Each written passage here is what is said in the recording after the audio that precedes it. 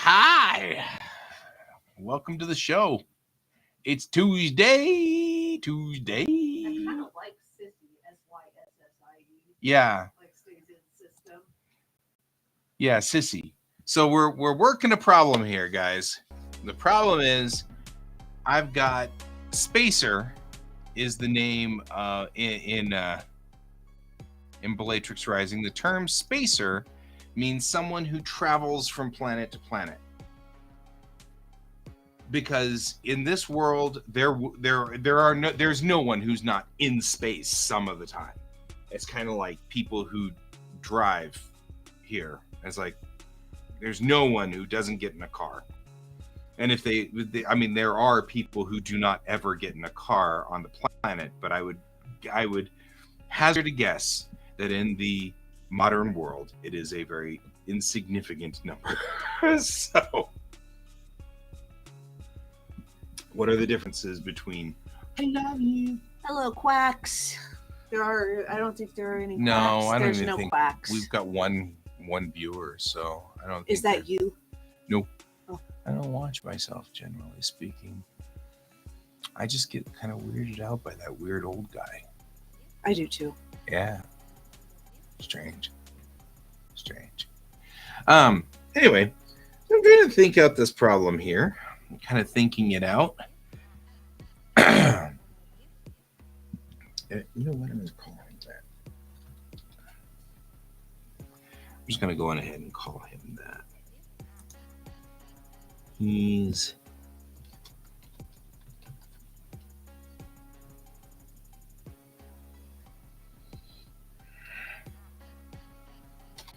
a sissy.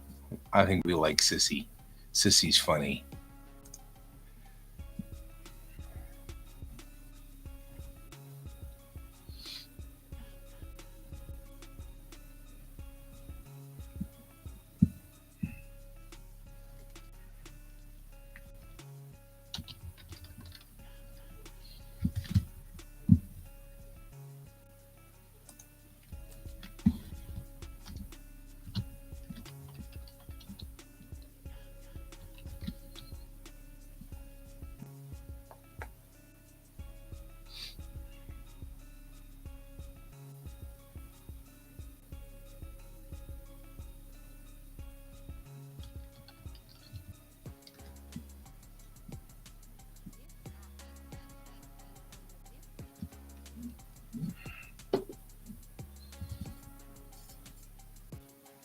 I think that's what we're after. I'm not sure.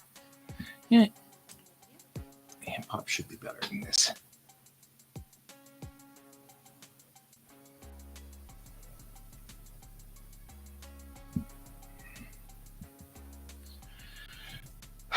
Okay.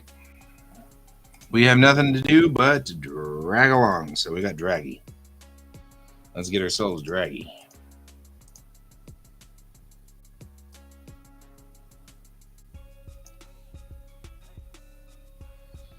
And this is the capability of being cute. So I'm going to go on ahead and do that. The original drawing, she's kind of like,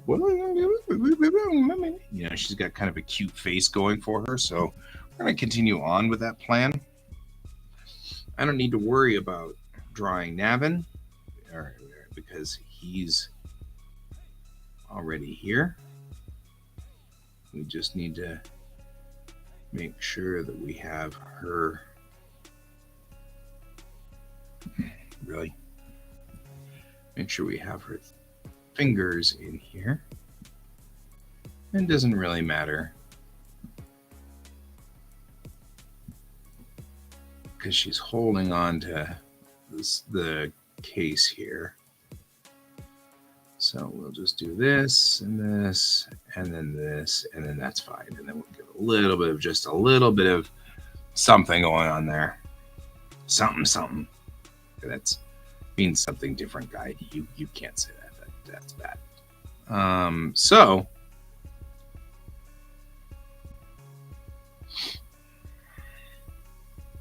I'm going to put in the rest of this panel pretty quickly. And then we're going to spend some quality time on the face because the face is going to be a kind of a cute thing. So we're going to draw all the rest of this that's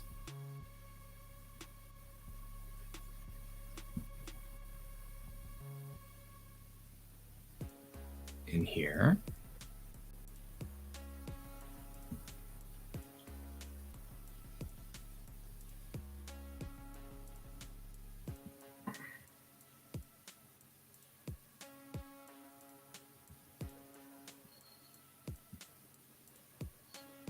One of the most important things when you're drawing with Clip Studio and you have frames set up like I do is you need to remember that this is still a continuous canvas. The canvas continues to either side.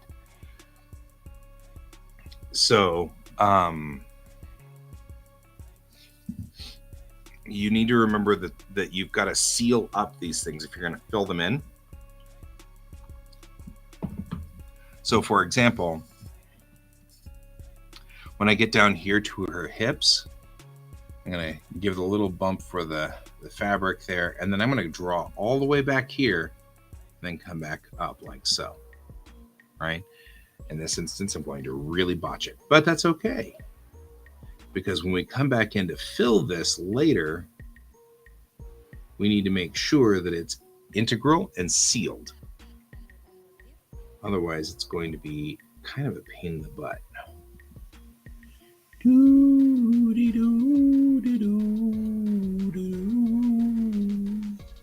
Like so.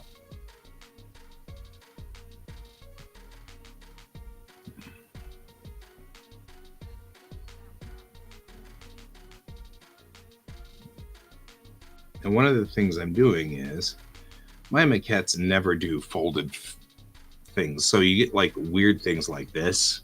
But that's not part of the actual. The design is straight down here. It just happens to be that that because of the maquette, she distorts that just a little bit. So we have to go through and fix it in that instance. Right?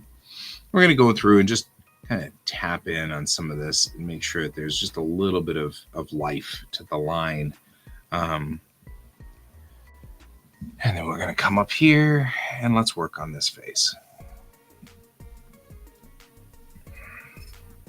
And we're going to do the rest of her hair, going back here like so. Get that. Get her ear in here. We'll draw this part here.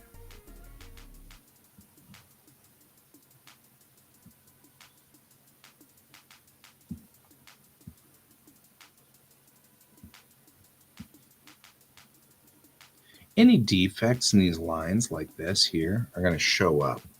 So it'll make it look like she's got something wrong with her. So we got to make sure we clean up, especially around the face. Everybody looks at the face. Good morning, Brent.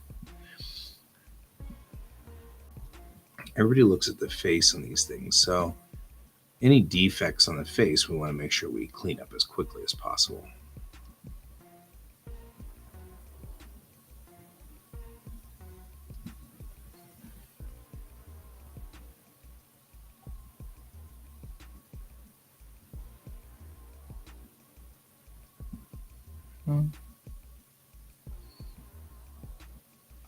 Now, let's talk about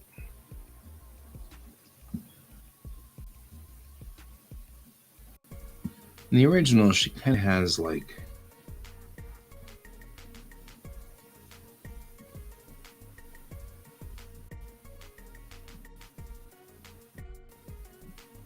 this going for her, right? Make the eyes just a little bit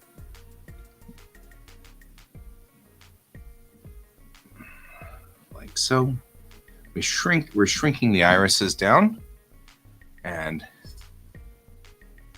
yeah, that's why we're getting rid of it. No Steve Buscemi eyes. All right, but we do need to make them go in the same.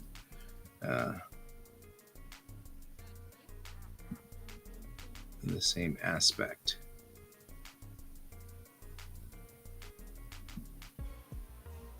And she's like, I've got this guy, right?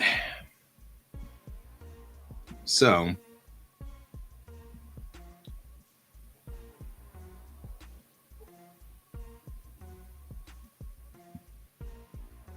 right.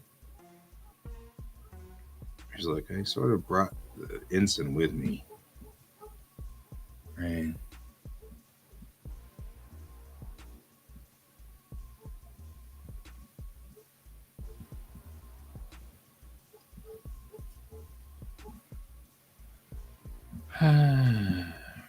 Let's take a look at that, see how that looks.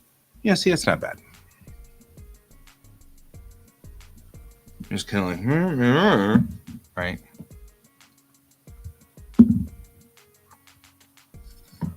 I still have an echo coming through the system.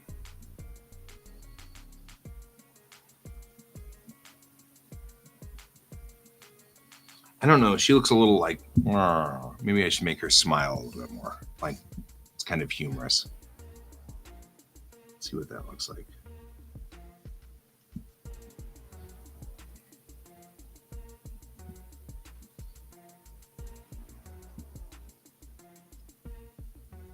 Right. A little bit in there.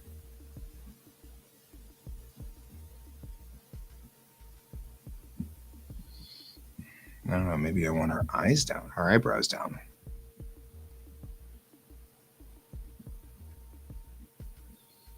Like so. Less surprised.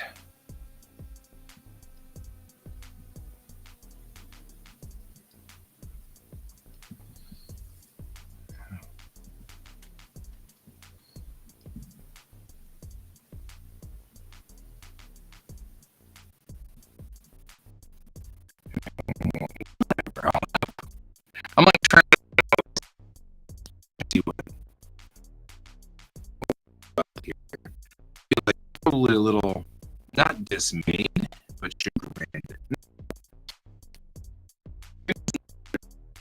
The feel I have for her in it is I brought this character with me as a suitcase. He's a suitcase. That's not a problem. But she is probably not impressed with the fact that he's restricted from being free on the deck of the Polaris. And I feel like that's one of the things we will have to at some point in time address. Because he's probably not ecstatic about it, would be my thought. Right, so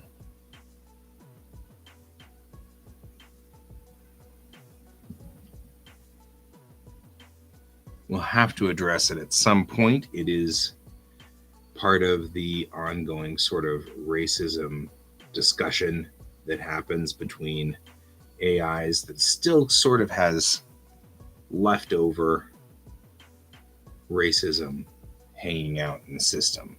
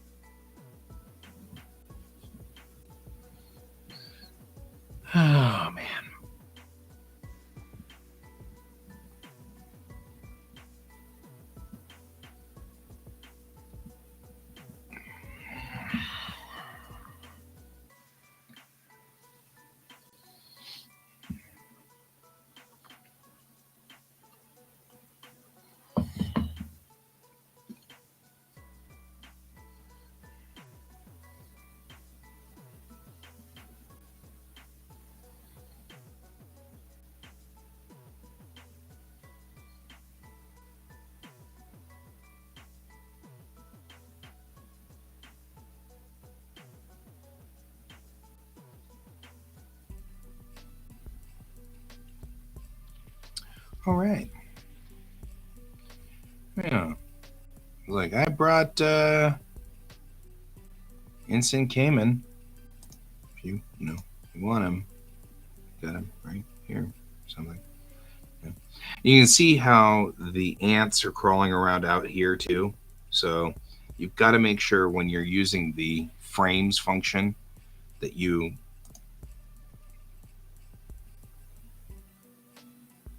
take out all of that.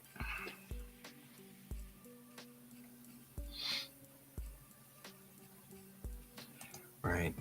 So we can then take this guy and bring him up to 100%. Take you and render you out in gray.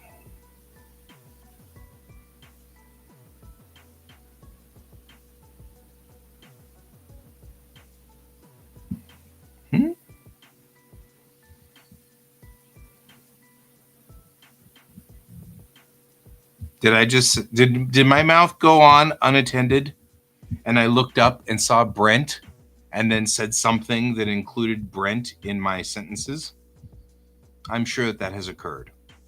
I was literally just talking to the aforementioned beloved wife. I brought Ensign Suitcase. Would you like Ensign Suitcase?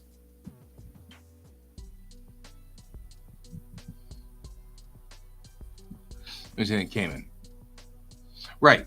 So Lieutenant Cayman is somewhere between you and Kayan. I love this name. It's an homage to both of you, and I will remember the name forever because of that. Which is what I was just explaining to Kayan last night. Kayan last night. Just add water. A little like water pot. And you're like, doodly, doodly, doodly. Oh, it's because that's who this is. Ensign Cayman.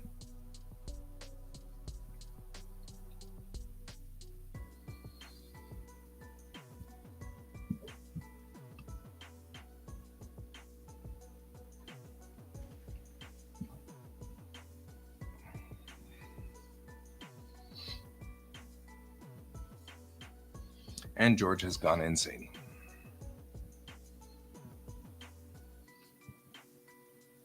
I love these two frames. They look nice.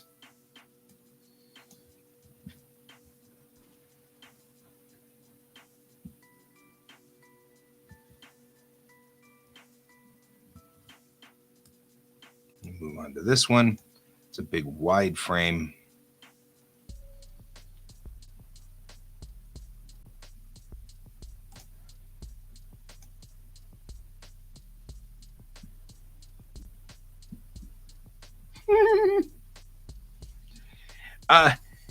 I actually was just thinking this too. I was like,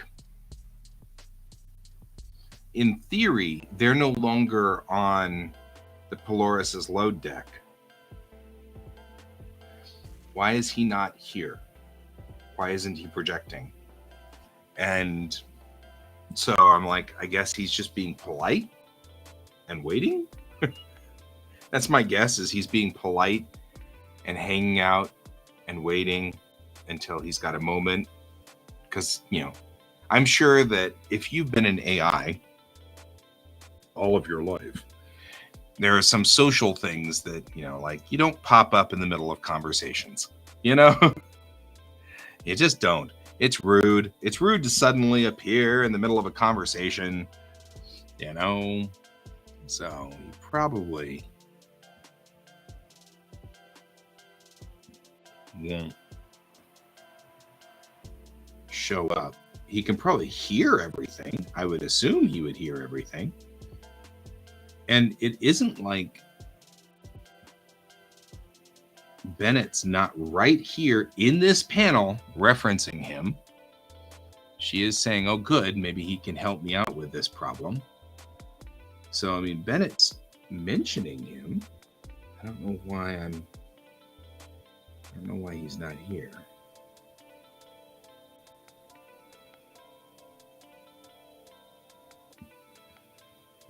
Anyway. Right, new ship, new crew, Maybe he's just waiting to, feel out the waters. He's not sure. You don't want to just you don't want to make a bad impression. You're brand new to the ship, and stuff like that. He also needs to be plugged in.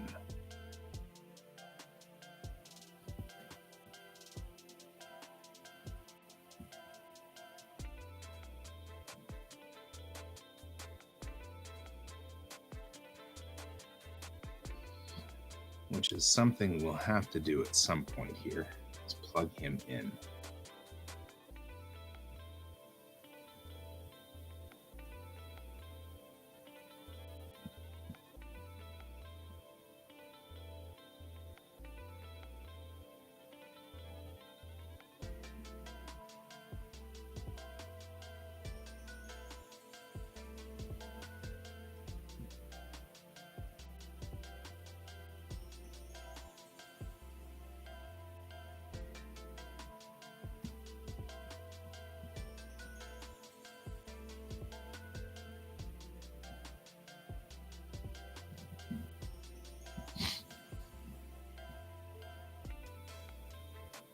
Right. Yeah, maybe that's actually it. Until the box is plugged in, he's got no holo access. So he doesn't have access to the network on board the Kittiwake.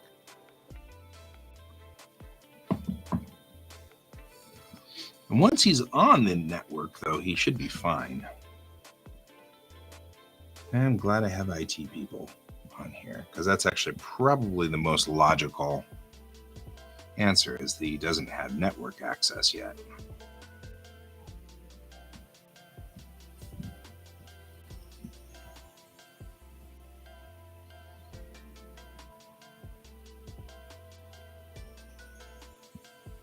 I think it's funny that one of the things that I'm doing here is intentionally making sure Bennett's unsealed.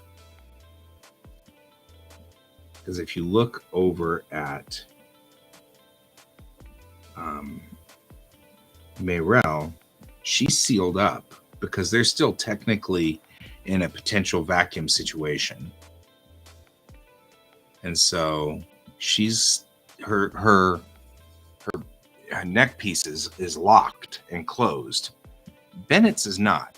And that's also part of Bennett's character. One of Bennett's background problems is that Bennett was spaced at one point in time. So she's not as afraid of being spaced as people who are spaced tend to be. So it's not as big of a deal.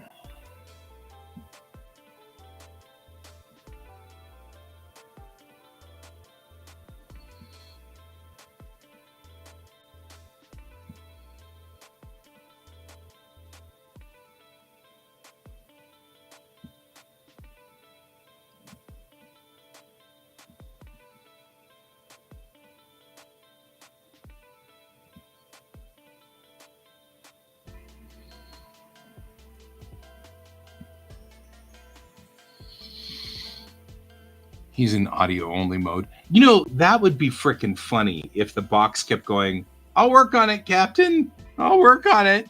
Except she's not the captain. But we'll work on it, Commander. Yes, sir.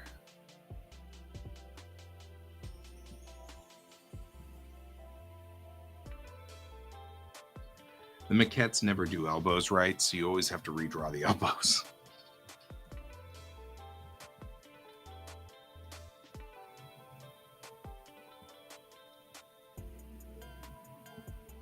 Not only that, I don't like where the maquettes went off on here. So I'm going to come around this corner a little differently.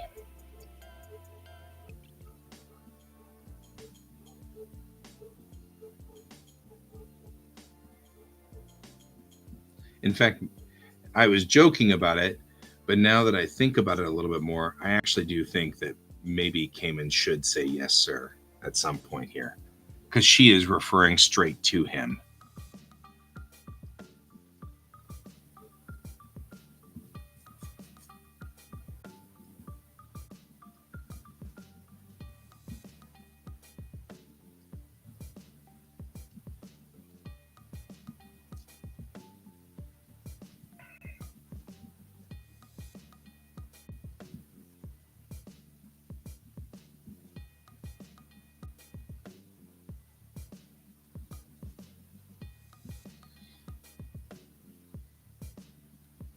Nope. Nope.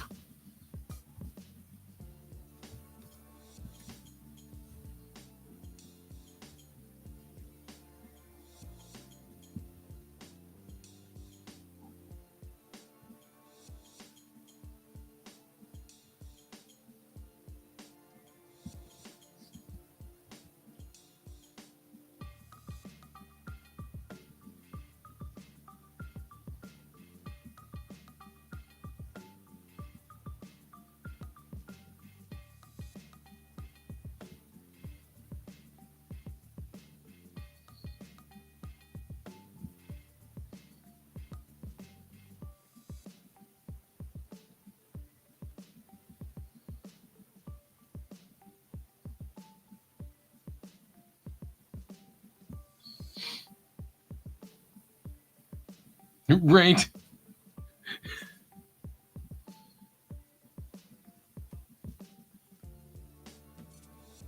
You'd have like all these.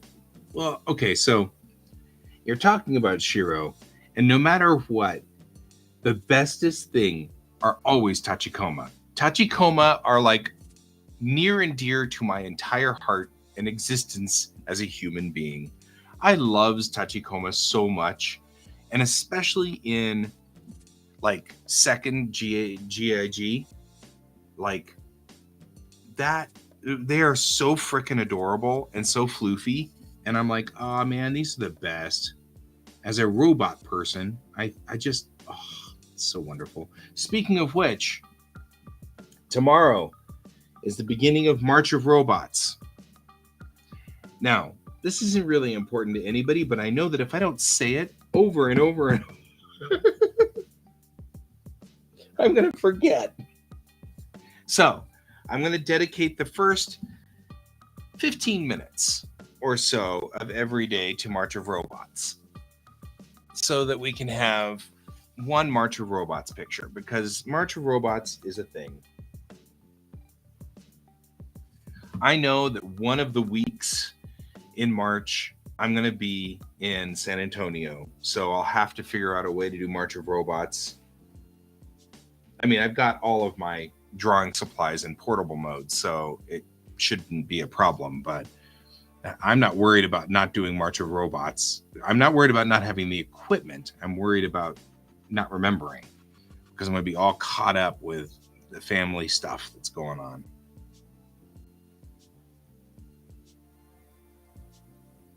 So you need to do more like this. Right? I feel like it's a social issue. There's going to be a week where I'm not on stream, but Kayan will still stream. And Pepper will still stream. So I'm not worried. I won't be streaming. Get out of the toilet, you pest.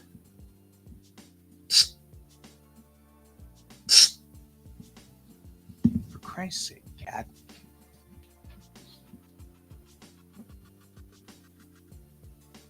You want to see what this does?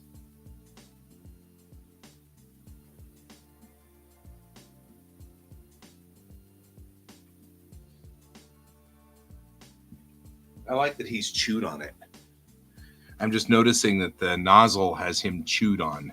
He's chewed on it. So he's like, I don't like that squirt bottle. Yeah, I don't either. Get out of the toilet, you beast.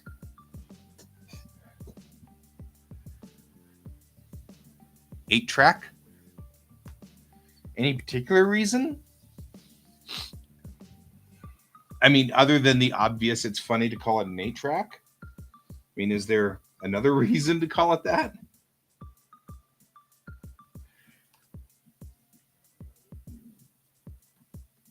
Because I kind of feel like 500 years from now, 8 tracks really won't be a thing that we remember. We barely remember floppy disks today.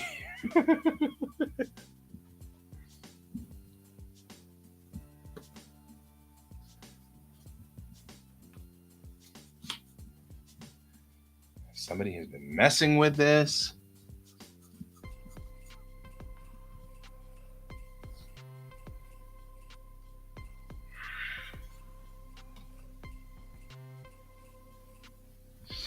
Had the desired effect.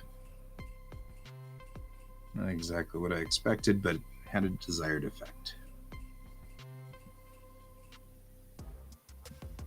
I mean, I could see Alex calling it an 8-track. She may have lived in a time when, well, even Alex probably wouldn't know what an 8-track is anymore. And Alex would have been 400, 500 years closer to 8-tracks.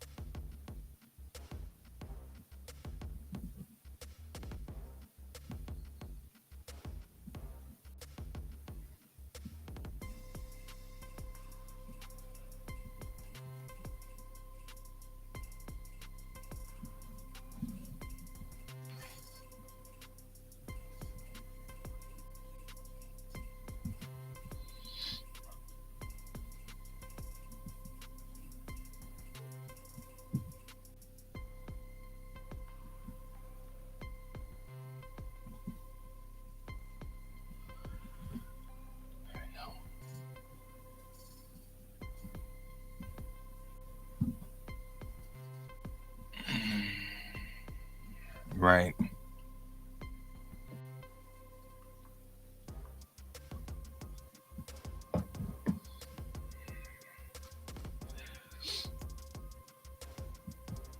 Now that's a plausibility. If they unironically called it an 8-track, that'd be funnier.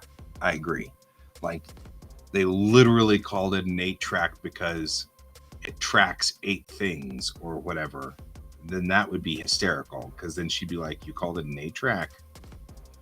Yeah, because then she would probably know it by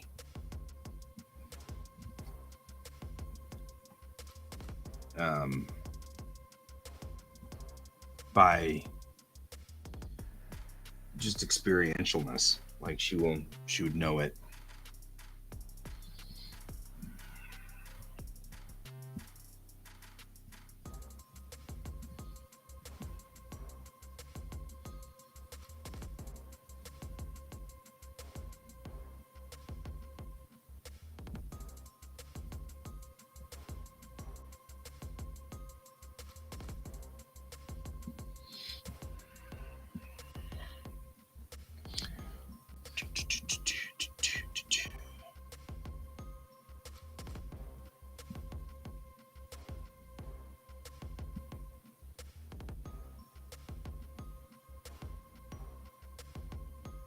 Dang it.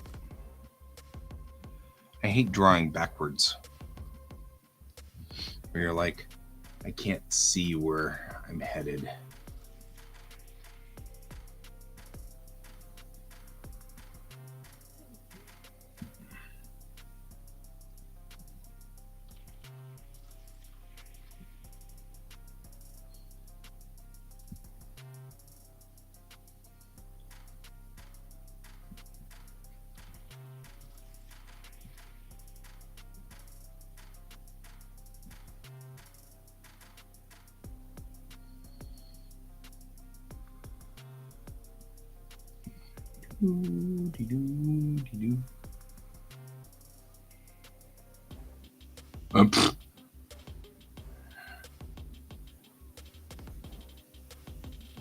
See you in a sec, Brent.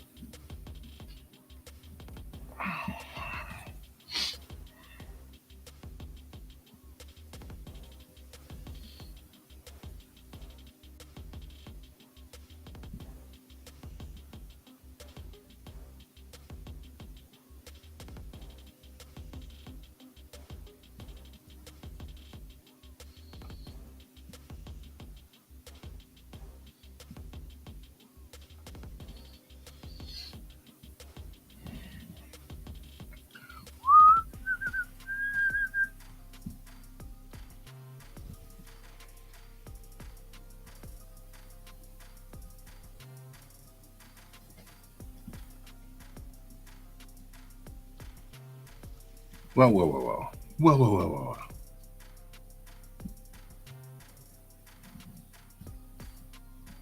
Burb.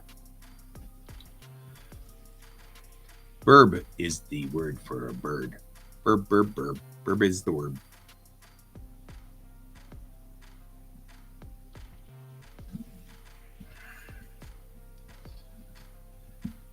All right, we're not going to be really good about that. There we go. So I put my monitor is now sitting at a pretty steep angle. Try to encourage me from slouching.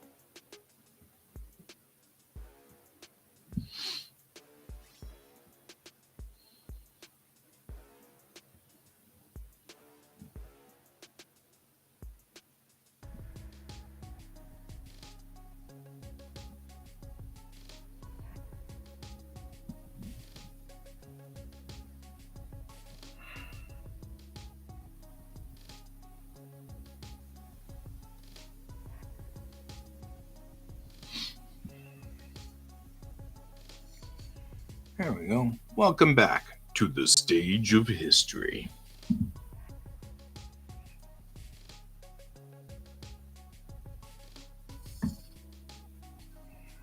Oh, man.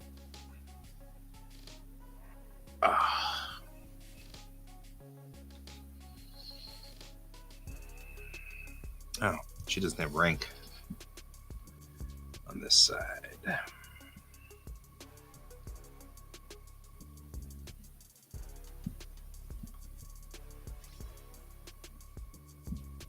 She will need that.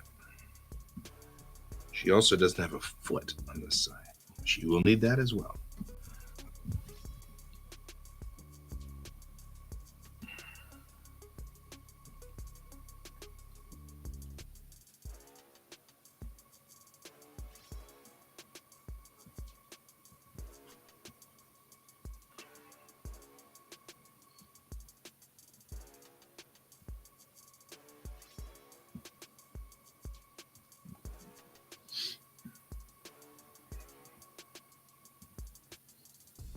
We'll start at the bottom and work our way up from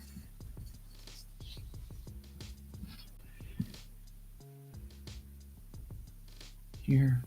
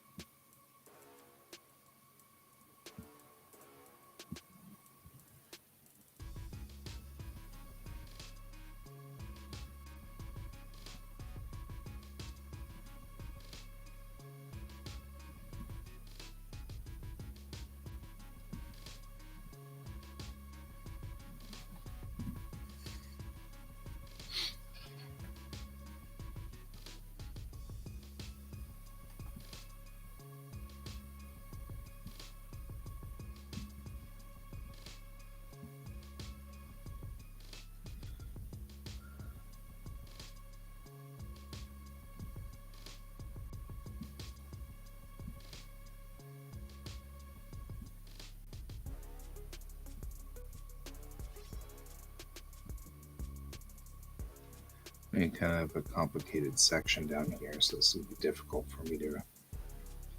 I need to remember quite a bit when I get down to this section that these are all multicolored. Because she's wearing the uniform color, we've got the department color, and then we've got all of the emergency coloring, and it's pretty brutal. A lot going on in this particular section.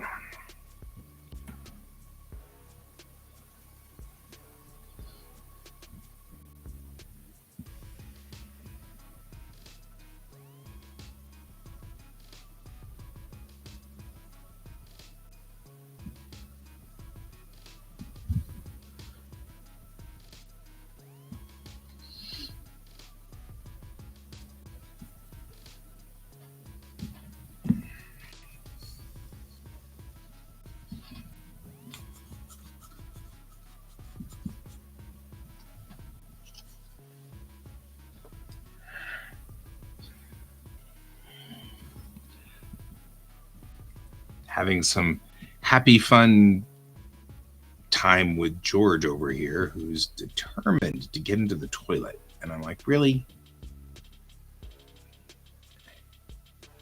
The thing about George is that he desperately wants fresh water. Not water, fresh water. And so he knocks over cups. If it's got any liquid in it, he'll knock it over so he can get to the water that's in it. And it has nothing to do with his water situation. He's got water downstairs. And not only that, we got him one of those burbling brook water things, so it sucks up the water and then redoes it all the time. And it's like, it's just, whoa. How did we end up doing that? It's really weird because George is totally into water, and it has nothing to do with the value of the water itself. It has everything to do with just he needs fresh water all the time, and it's aggravating because he's constantly. That's why you hear him go after the cup every night. Is that Mariah keeps her retainer in a cup full of water, and she puts it away during the day, but at night she pulls it out, dumps the water out, puts her retainer in, and then sets the cup beside the sink, at which time George can't help himself. He must stick his face in that cup, which then he pulls his face up and he's got the cup on his face and he shakes his head until it falls off, and that's what we're hearing every night. And it's okay, just frustrating. It's like, but his obsession with it is irritating when it's the toilet. The worst part is our toilet is Japanese in style now. So it has a tank sink. So when you flush the toilet, there's a little sink on top of the tank that runs water so you can wash your hands in the water that's refilling the tank. And he's just completely obsessed with that too. So you'll flush the toilet and he jumps right up and gets right into the water right in front of where you're washing your hands. And you're like, dude. Someday he's going to drink that water and it's going to be soapy and he's going to, oh, this tastes horrible. At least he'd learn his lesson, one would think. But, you know, I keep thinking that all the time. But he also has to be in the shower with us, which is even funnier because he hates being wet, of course. So he'll sit there and boom, boom, boom, boom, boom at the shower door. So you'll open the shower door and he sticks his head in and goes, oh God, I'm getting wet. And then so you close the shower door and then he goes boom, boom, boom. And he puts the shower open again. Ongoing things. George is a character. I'm very grateful to have him. He is not a normal animal, and I'm okay with that. He's just a weirdo. He's a fluffy weirdo. He's my fluffy weirdo. Part of this show. You're quacked up. You know that, right? You belong on this show, definitely.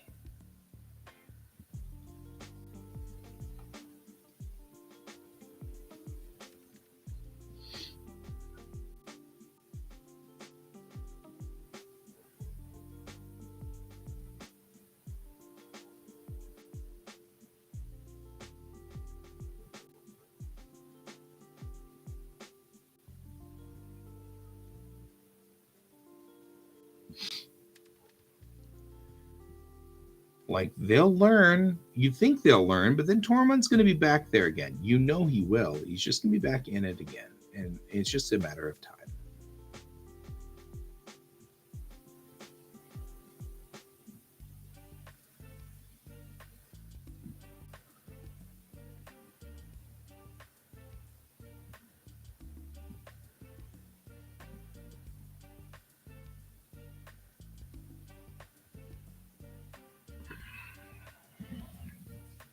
I don't even know if I'm going to do that. Makes it look like she did something coming out of her butt.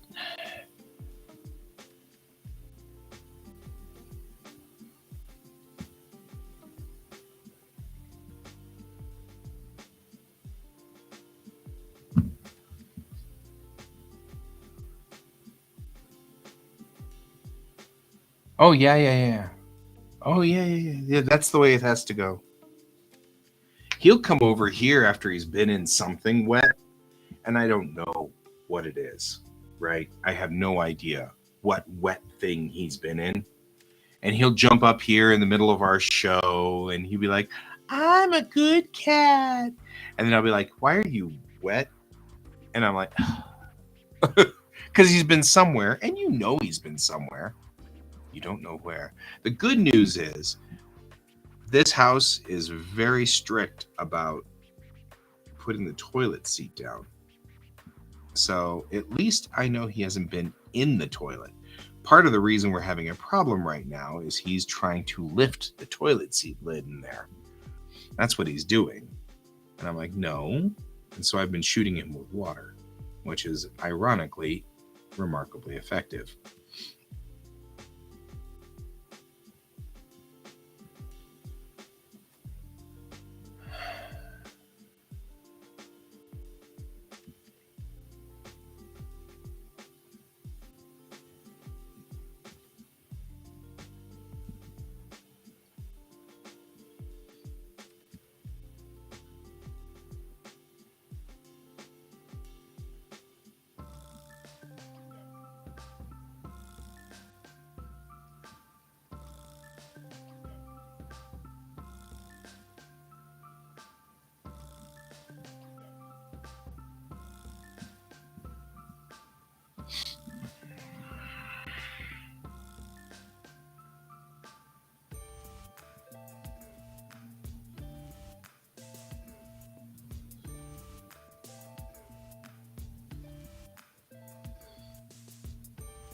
Couple of days ago, Patsy was on here, and we were talking about the good old days of CBB and the Poser Forum, which were forums that existed right around the turn of the century. And that's where Patsy and I met, was on those forums. And we were talking about how back then, people would do full-fledged Poser art where they let Poser do the rendering for them. And it was like today's AI art, where people were like, that's not art. You know, you're letting a computer do the work. It's not art. And so there was an ongoing fight about that. At the time, I was doing both hand-drawn and Poser art, so I didn't mind people saying that my art done out of Poser was not art. But it's interesting that I was on the side of, you are just determined, George. Stop thinking about it. You're not getting in there. And I can hear you when you try. You're not slick. I swear that cat thinks he's slicker than he is. You're not slick. You ain't slick.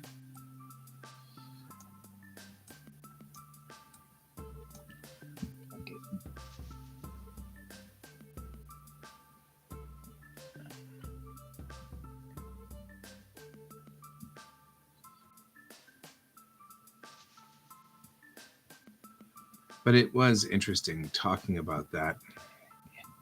And in some ways, having a discussion about AI art involved in this. I had known early on when we were having this discussion that some of what I did bordered on that to some degree. And the honest to goodness truth is, that same day, I just randomly generated artwork. There is an artist that both Patsy and I know from the Star Trek world, and she does these phenomenal watercolors, and they're so pretty, and they're so beautiful, and they're so well done. And I was saying, you can't convince me that an AI could do that. And on a whim, I went out to Midjourney and tried it. I told it to do a bird of prey going, done in watercolors, Klingon bird of prey in watercolors. And what it gave me were these mechanical bird shapes that were so interesting. It was clearly a bird, a photograph of a bird that it had turned into a spaceship. And it was so cool. And I was like, that's not anybody's art. That's just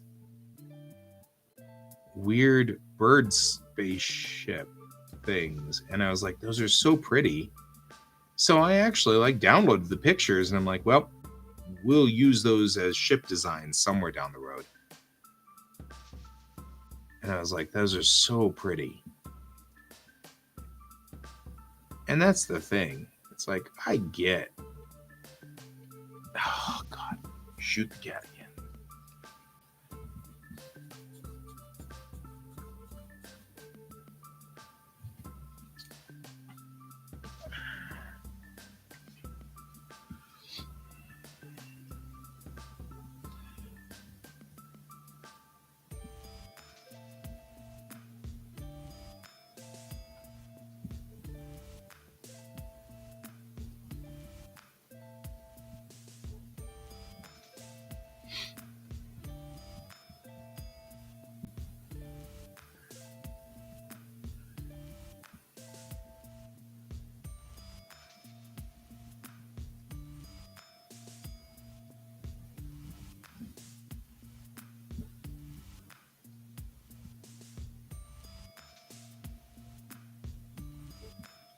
Just interesting that, AI art does have a good place. And I think that Kayan's been trying to kind of express that for some time now. There is a place for AI art. It just can't be your primary art. Just like there is a place for my maquettes. I just can't render this comic out as a maquette. In maquettes. Part of this is I draw the characters. I hand draw the characters, even though we are kind of just rerunning over the lines. I still hand draw the characters because no matter what, I imbue a certain amount of life to them with these hand drawings. Right? So no matter which way you look at it, there's a little bit more life because I hand drew it.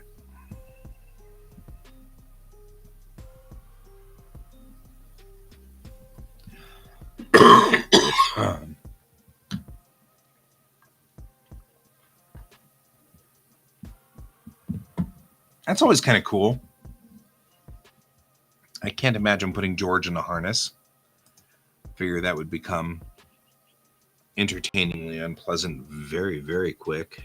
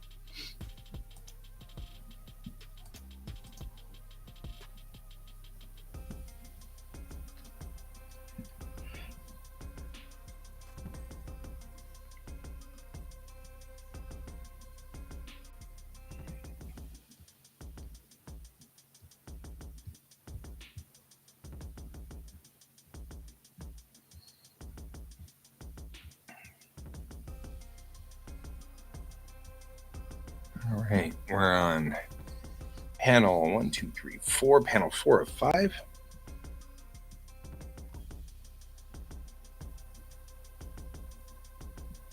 Another expression change. So this is going to be always a little interesting. The maquette didn't handle the expression very well. That's okay. I think I'm going to leave this open between the two of them and not put the Chakrana behind them. It's not important to have the Chakrana in the scene.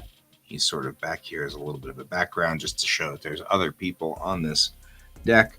But there's going to be a huge text bubble here. And so we're going to end up losing pretty much that Chakrana anyway. Starts tomorrow. Yep. I'm going to do... we're looking forward to that. We get to start The Mandalorian tomorrow. We get another episode of Picard. That's going to be cool.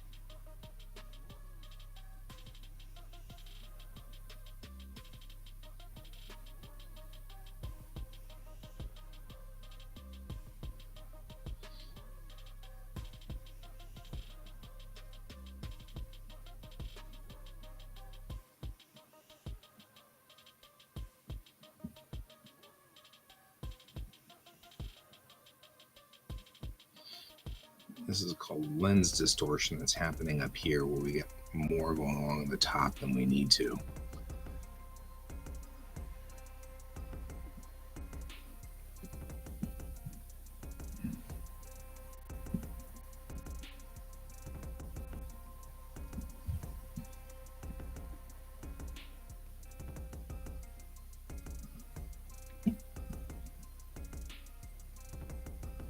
Oh, well, I've got both of you guys here. What's the opposite of a spacer? So, in a world where everybody goes to space, a spacer would indicate people who travel a lot in space. So, a spacer would be the equivalent of someone who is a trucker or someone who is in the service like you guys are out there. Yeah, but grounder indicates, because like what we're trying to say is the Marine on the Polaris is not a spacer. So he's myopic. His view is very small. So Maya had suggested Sissie, Syssie, to indicate he's from the system. So he only lives in systems. and sissies are the opposite of spacers. So you're either a sissy or a spacer, you know, and then you end up being sissy spacer.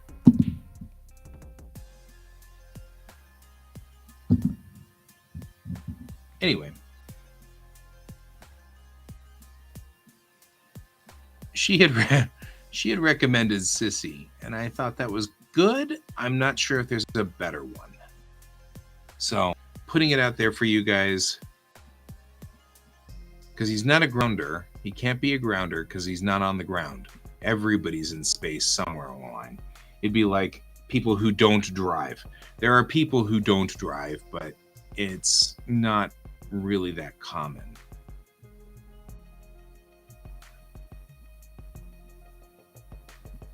Wonder what happened to Sissy Spacek. I like Sissy Spacek's name. I always thought if I ever had like the ability to readopt a new name, it'd be Spacek. Guy Spacek. I mean, like, that'd be a cool name. If I ever got married to Sissy Spacek, then I would end up taking her name just so I could be Guy Spacek.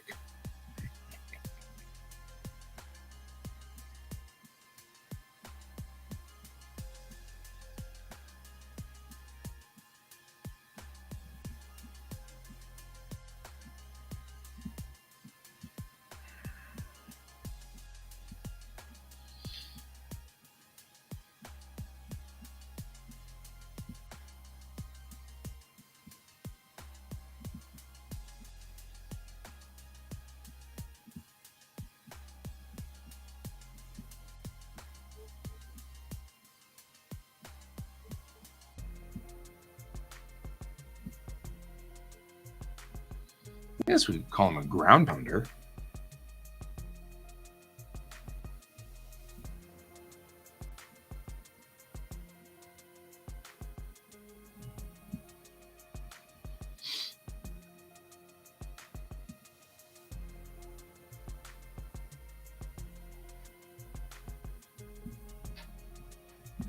Man.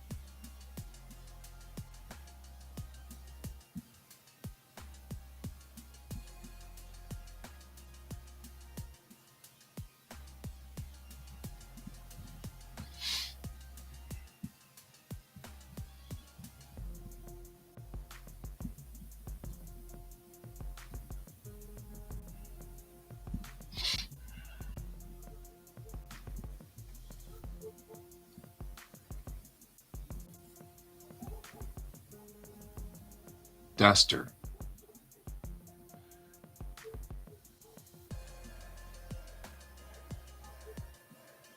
I like Duster. There's something good about Duster. We're working on that one. We're working this one. This one works.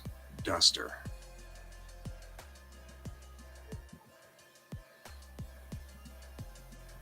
That's a good one because you can see how that would feel. Hey, don't let the Dusters get to you.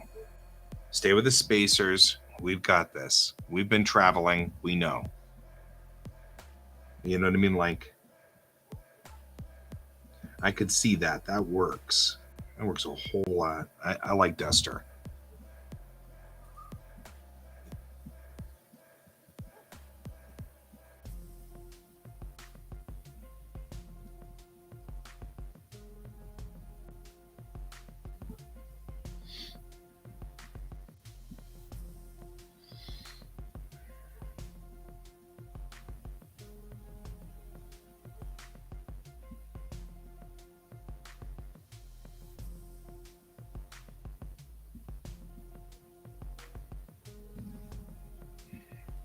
In fact, let's go on ahead and switch that over now. Although sissies are good.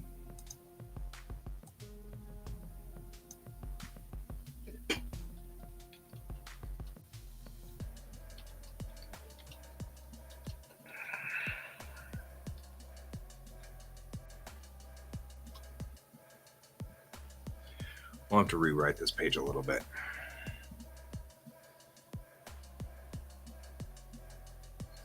It was cute because it let Bennett go off on one of her weird disassociated tangents.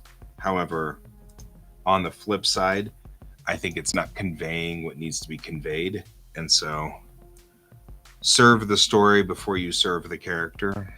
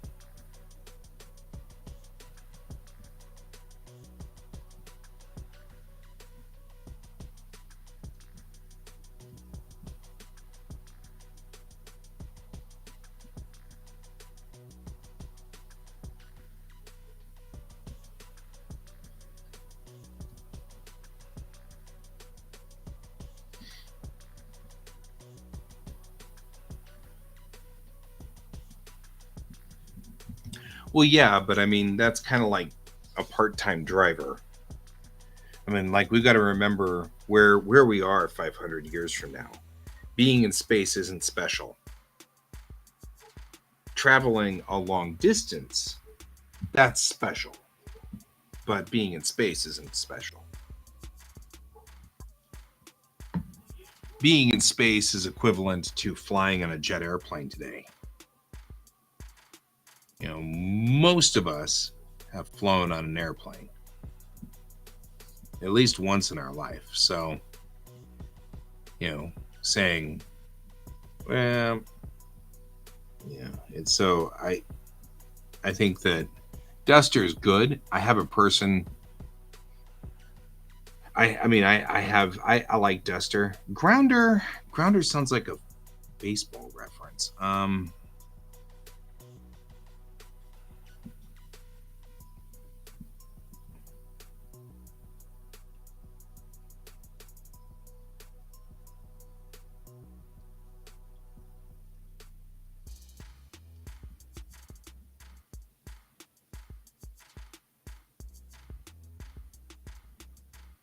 Of course there are.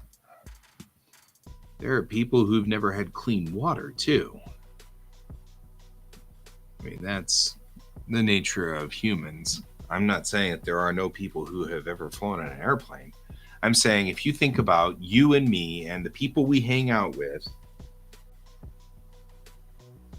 there are a handful of people who have never really left America, let's say. They just, you know, the only time they've ever really gotten on an airplane was to, you know, fly to Houston or fly to Dallas or whatever.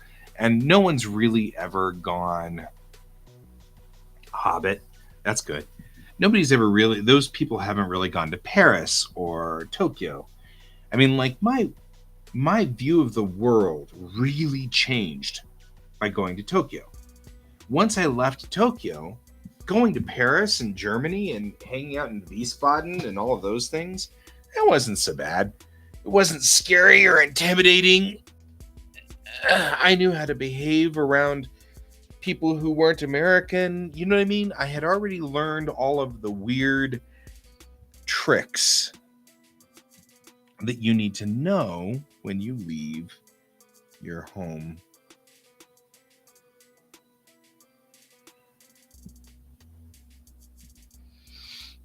And so that's, I think there's a very big difference between that. And that's the point that she's trying to make here, is that the people who live in system all the time believe all the crap that they hear about the Dea Stati, and they believe that she's trouble.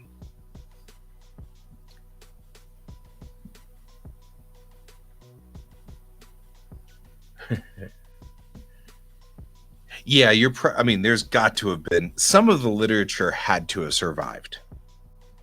I mean, honestly, legitimately, I'd take my, if aliens landed and said you have to leave now, I'd pick up George Dove and my satchel, which would have my surface in it, because my satchel's right there and ready to go, and it'd have drawing materials. It'd have my surface would be in there. And I don't think at the moment there's a movie on there, but sometimes I put a movie on there so that whenever I'm at a Starbucks, I can watch a movie. I've got like all of Cosmos, the original Cosmos with Dr. Sagan. I've got it all on digital copies, and sometimes I'll throw it over onto my Surface so that while I'm drawing, I can watch Cosmos, or all of Firefly. Firefly is always a fun one to have because I love the dialogue in Firefly. So I'm sure that some of our culture has survived. But it also, we should, also kind of think that though some of our culture will have survived, it's not going to be, I think definitely the books Lord of the Rings would definitely have survived. Although that could be a fun scene where Alex is reading Lord of the Rings and going, wow, I don't even remember this entire sequence, This scene where, where Frodo is, right? I mean, obviously, I would assume that my kiddo would be moving under his own power. One would think. Although it is my kiddo, he might stare at me and go, get moving. Stop staring and get moving.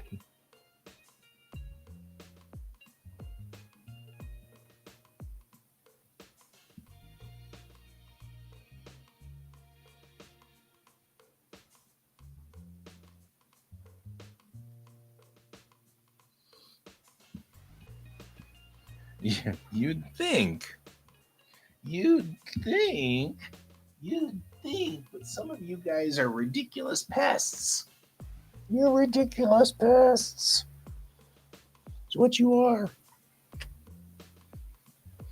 You're a ridiculous pest.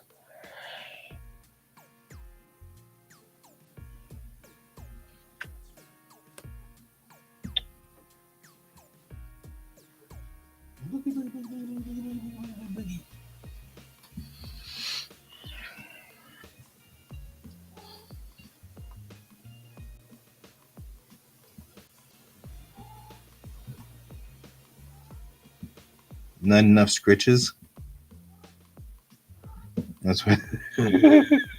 At least you're consistent.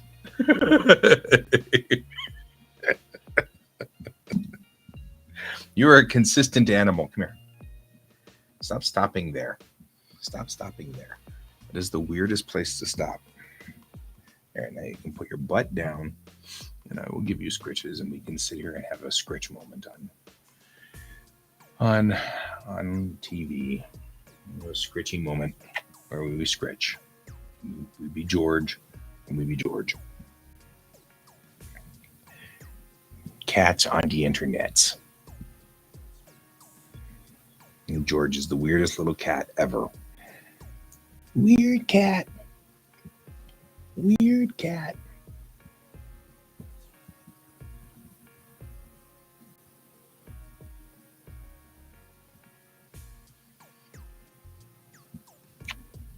Right.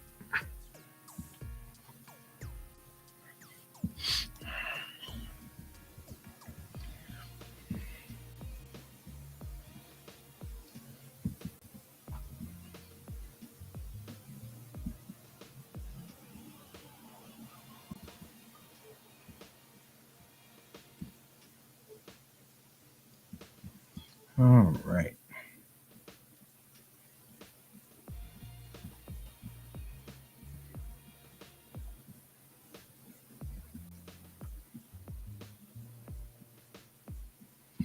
Make sure we do not forget her commander stripes. She worked hard to get these, you know.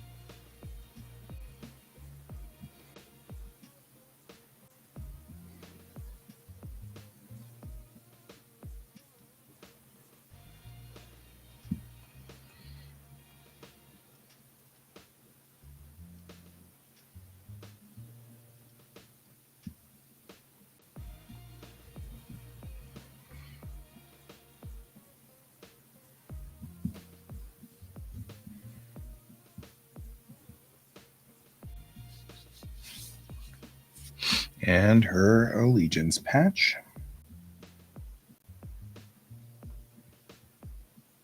Because she is still Unity.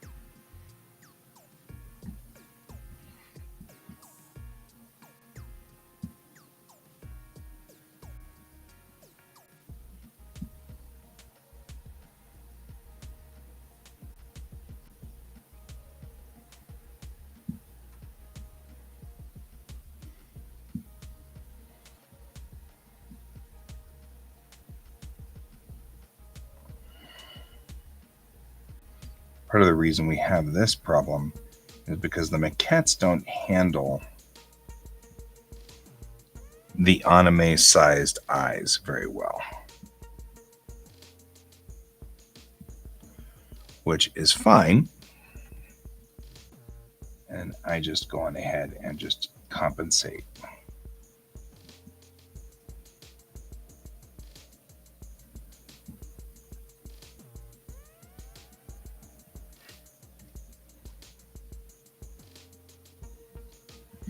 Because, of course, the maquettes are designed to be human-sized.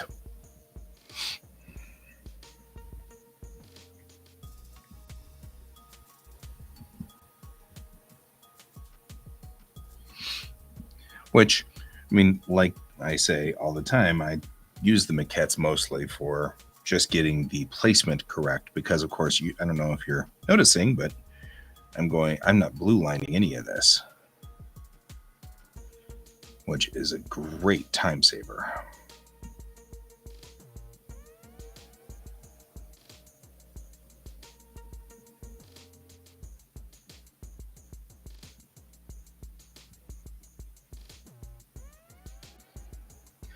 Granted, this page still took 4 hours.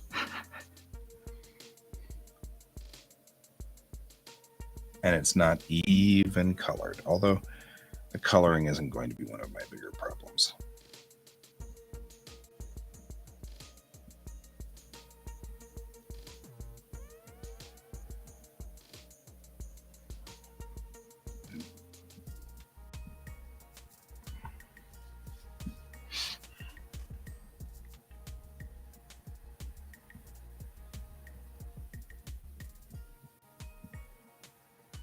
I'm going to give her ponytail a little bit of movement. Indicate she's a little shocked by this sudden turn.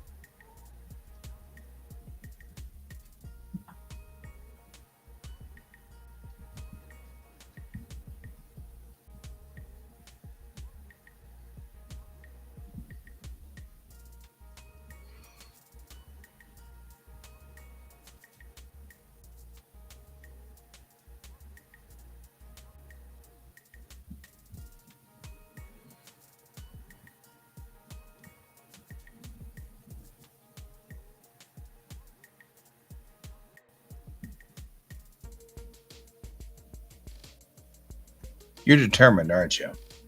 You know I'm going to shoot you with water, right? You understand that, right?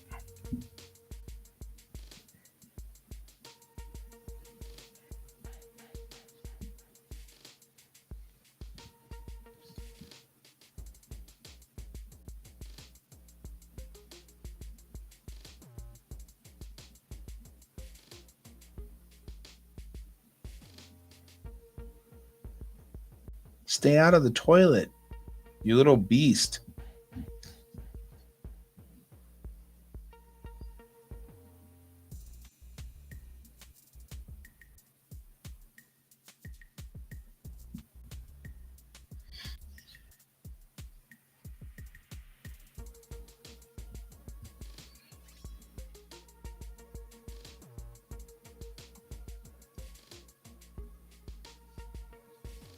It's worse than having a teenager.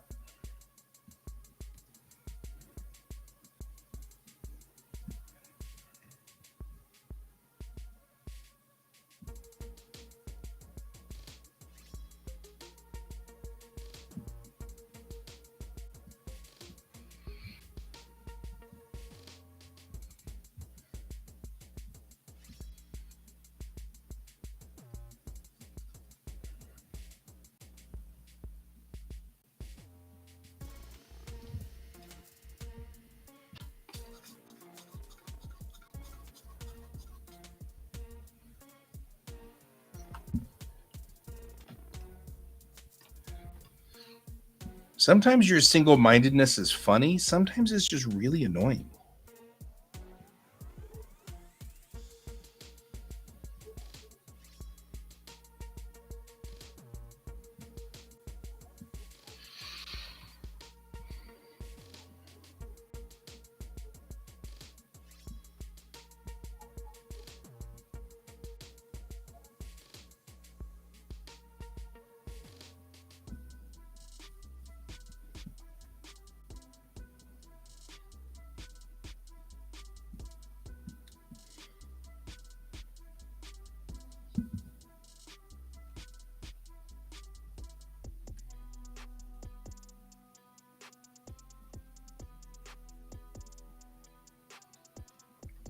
I'm feeling like the water is not working.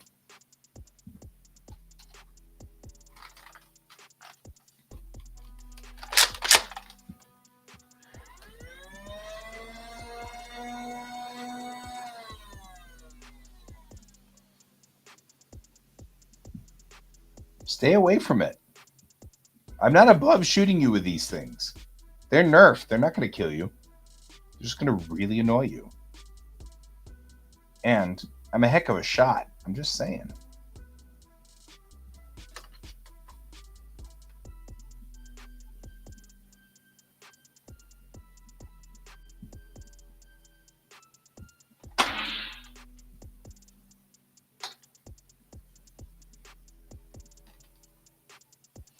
Better.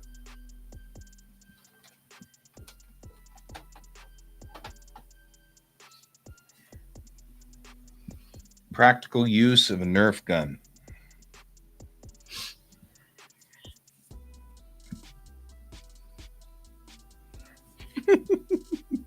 I'm not going to shoot him unless he gets in the toilet. Because he can't get into the toilet, the lid's down. But it's not stopping him from fussing with it and making the lid go bang, bang, bang, bang, bang, which is driving me crazy. He's not going to get in. I just don't want him fussing with it anymore. I'm over it. But I do like the fact that Nerf gun makes enough noise now to really make him think twice about what he's about to do. Better than a xenomorph.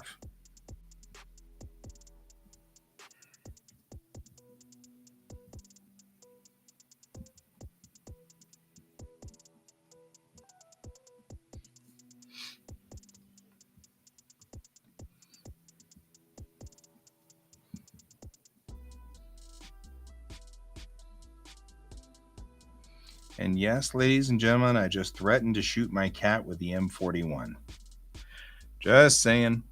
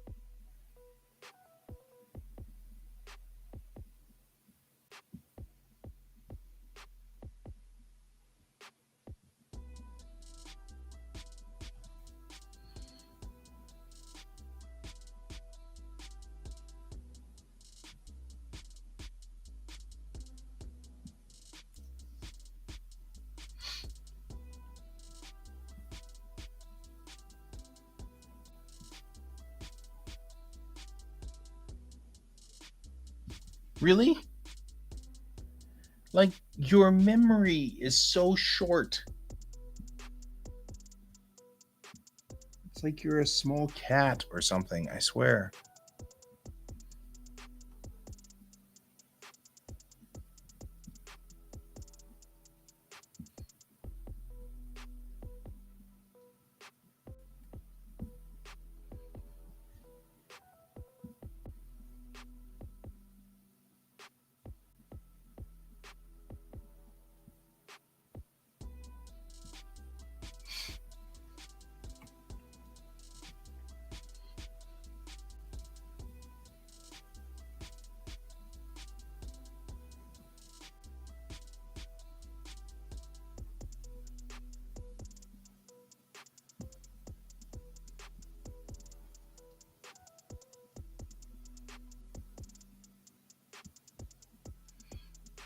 By the way, Brent is encouraging me to shoot you. I'm just saying.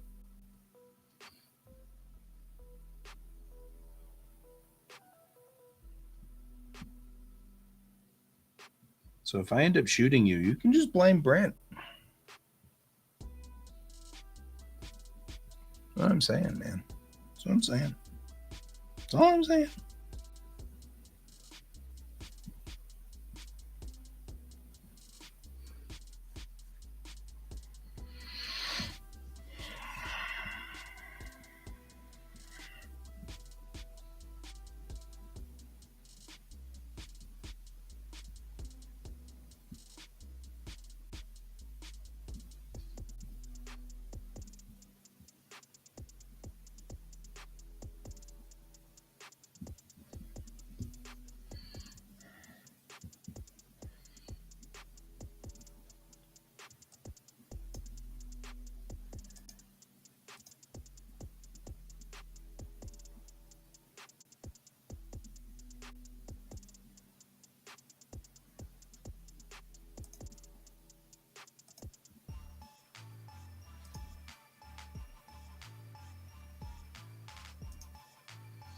You may ask yourself, if you've got this on this particular thread and you're not going to use that, why did you do this? And it's because I will ultimately end up filling in this section.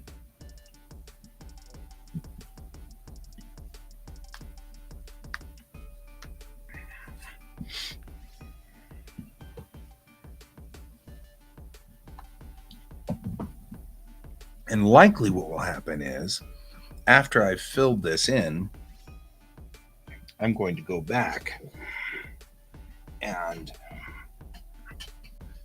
put in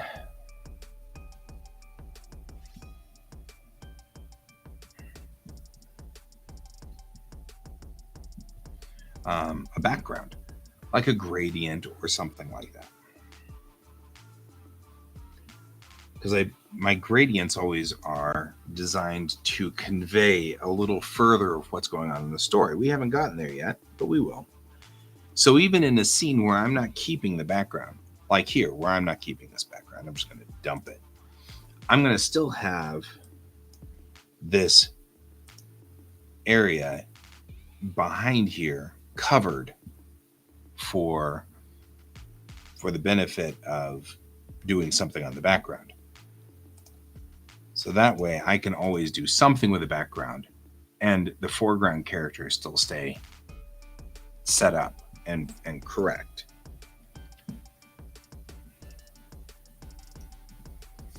Right?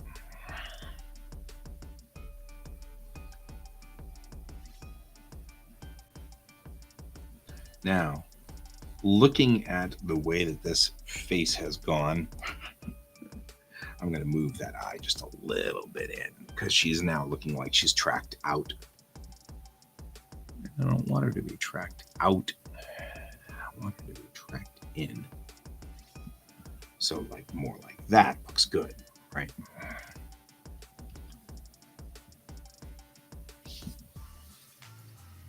And actually up 1 pixel. I can't believe I'm by pixel here, but up 1 pixel because she is looking up. But it's cuter when her eyes are crossed a little bit.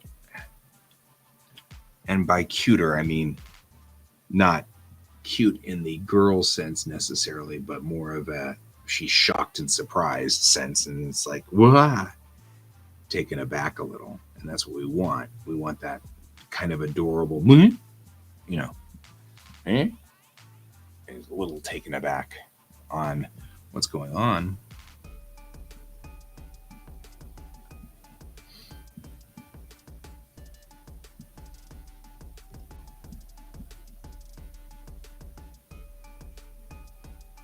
There we go. That's much better. And now you can see when we zoom out that even though it's only a couple of pixels I moved it, it looks a little bit better by far. Kind of setting that up so that she looks like she's talking back and forth. A little bit of communication going on here. So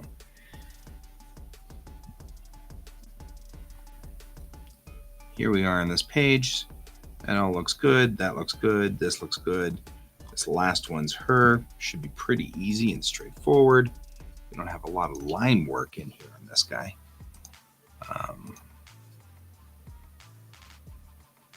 It should be a relatively easy draw.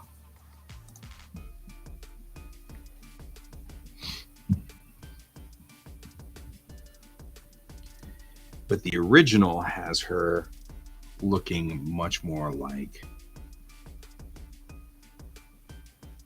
this, right?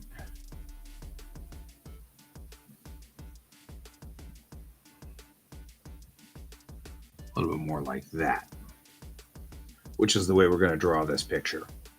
We're going to go in here.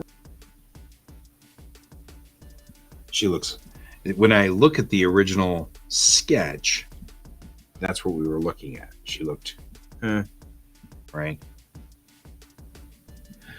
I have observed that I have sneezed.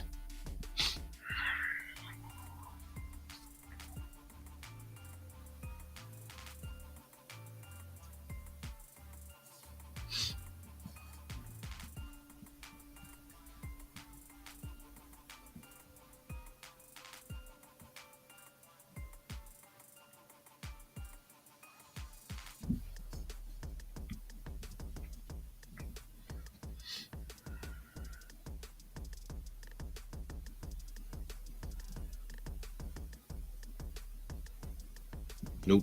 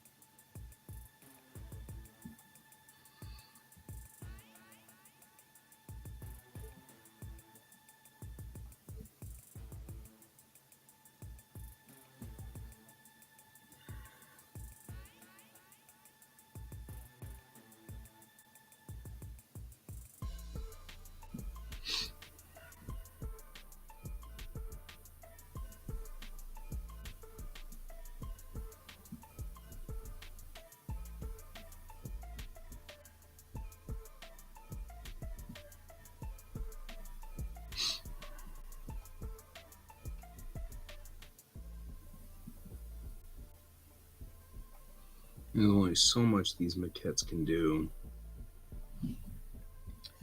And then we push beyond their capabilities with the artwork, and that's fine. They get me most of the way to the job, and that's good. And they take away having to do a lot of other things that I don't want to do. So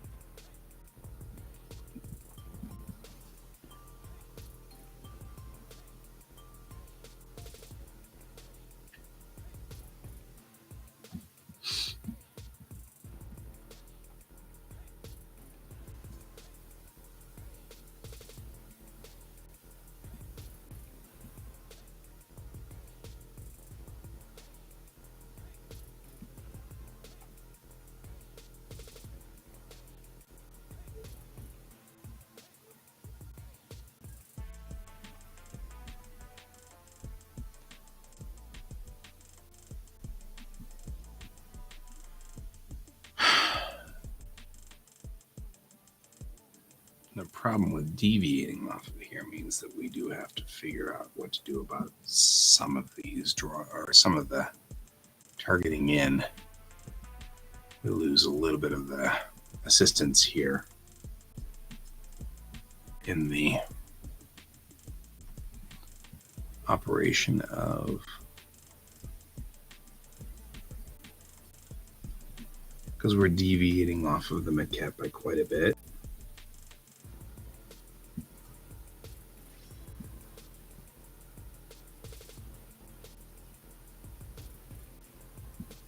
So we have to be careful because we are so used to looking at eyes that deviating off of the maquette will make her look just a little bit wonky if I'm not absolutely spot on to where these eyes go.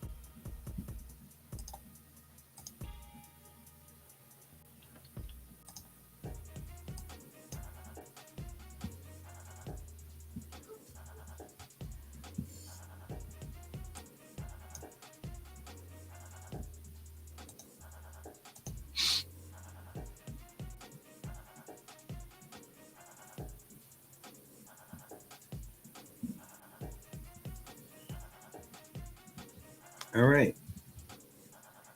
We've cleared this page. We've cleared the page.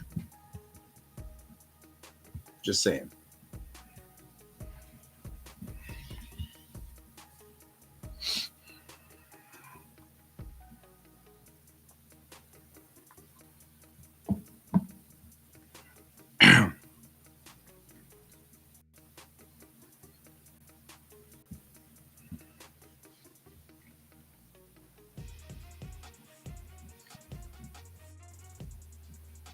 We'll do a couple of things real quickly while we're here. Come up to here.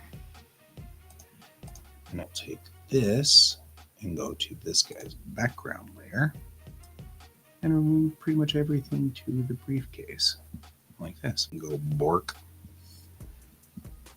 And then I'll take this and go over just a smidge of bork. And then here and go bork. I wish you wouldn't do that either.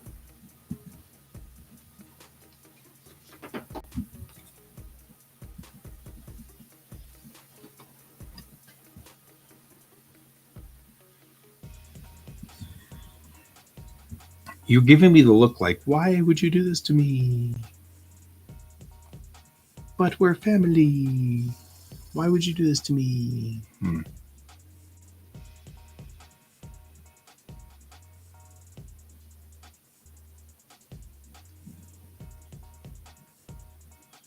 Oh.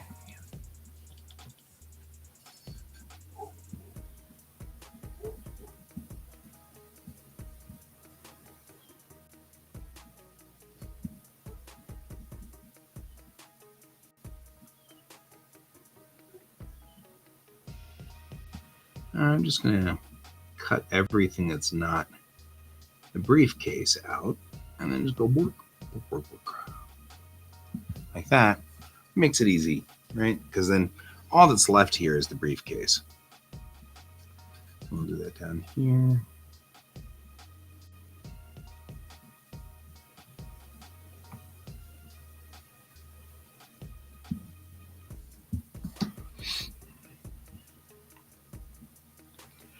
And now we can merge that together as one unit, right? Because this layer and that layer now will be one layer, which we really just want. Can I just get the extracted line? No, this looks like trash. Shrug. Okay. Right now that just becomes that. Nope.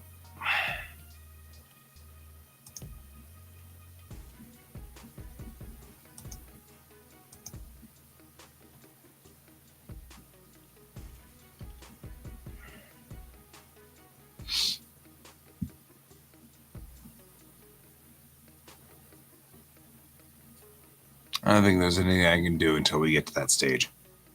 That's all right.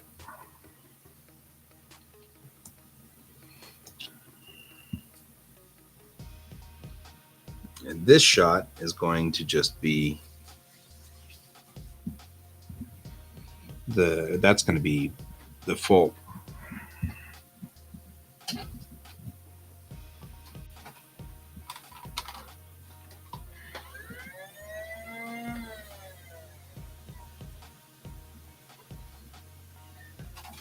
I like the fact that just turning on the motor is enough to deter him. That makes me laugh a lot more than it should.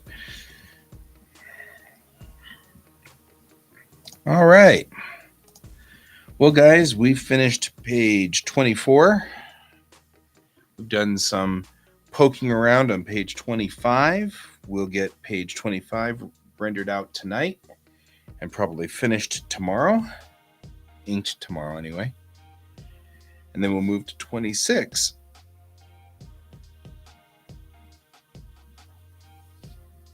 I might do 25 and 26 together as far as pre-posing,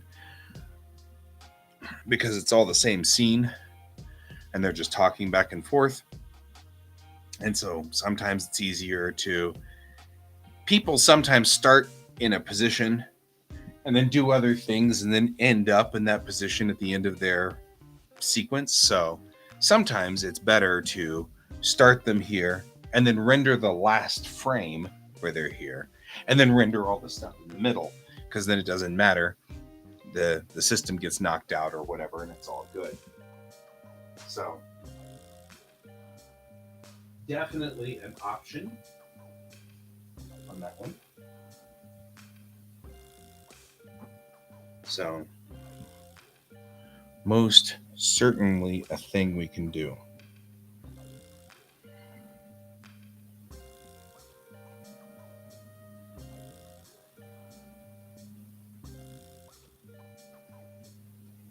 I'm shocked. The kid actually did his job. Yeah, well, that's a thing. All right. Other than that, though, I think we are done for the day with this, which is cool. We'll do this one tonight, and we'll just keep rolling. We'll see how that goes. In the meantime, I'm going to head on out and end a little early because I can, because we're good. We've done an entire page. This page is rolled out. It looks pretty. We're solid. We'll hit this page up next, and we will get it done. And then we will be OOH. So, all right, guys. That's my show for the day. I will see you guys all later. And remember, keep your eyes on the stars. Goodbye.